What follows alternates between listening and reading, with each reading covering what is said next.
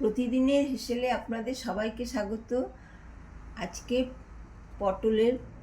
পটল ভাজা, ভাতের প্রথম পাতে যে পটল ভাজা, এটা একটু অন্যরকমভাবে করছি। এই পটল ভাজা কিন্তু আলাদা তরকারিও করা যাবে। আমি কিন্তু এটা ভাতের প্রথম পাতে যেমন পটল ভাজা খাই, এটা একটু এইভাবে করছি। এর জন্য লাগবে, পটল ভাজাটা করার জন্য পটল তো লাগবেই, এছাড়া ছোলার ডাল আর নারকেল। এটা আমি ছোলার ডাল ভিজিয়ে রেখেছিলাম আর নারকেলটা কুড়ে রেখেছিলাম। নারকেলটা ভালো করে কুড়ে আর ছোলার ডালটা বেটে এটা একসাথে মিক্সড করে এই তেলে ছাড়তে হবে।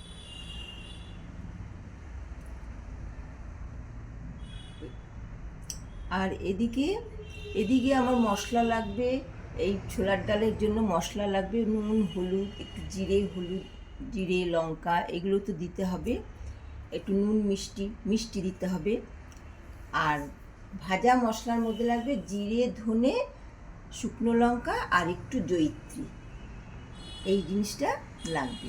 এই যে মশলাটা আমি ভেজে রেখেছি, ভেজে এটা গুঁড়ো করে নিচ্ছি। এটার মধ্যে লেগেছে জিরে, ধনে, শুকনো লঙ্কা আর জয়িত্রী। এইভাবে মশলাটাকে পুরটা এইভাবে করতে হবে। আর ঘি। এই পটল ভাজাটা কিন্তু ভাতের প্রথম পাতে যে পটল ভাজাটা, এটা কিন্তু পুরো ঘিয়েও ভাজা যাবে, আবার সাদা তেলেও ভাজা যাবে। আর আমি সাদা তেল আর ঘি দিয়েই মিক্সড করেই ভাজবো। আর এই পুরটা করে নিয়ে পটল, যে যার যেরকম পটল, সেই পটলটাকে ভালো করে ভিতর থেকে পটলের বিচিগুলো বার করে, পটলের শাঁসগুলো বার করে, তারপরে পটলটার ভিতরে এইভাবে সব পুরগুলো দিতে হবে। আমরা তো এইভাবে পটল পুর, নানা রকমের পুর ভরে পটলের দরমা করি, অনেক কিছুই করি, কিন্তু এটা ভাতের প্রথম পাতে পটল ভাজা। ঘি আর সাদা তেল দিয়ে ভাজবো পটলটা।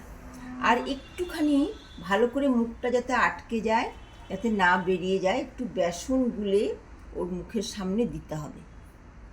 এইভাবে পটলগুলো ভেজে নেব আমি ভাতের প্রথম পাতে যেমন পটল ভাজা। আর এই পটল কিন্তু চোকলা না ছাড়িয়েও ভাজা যাবে।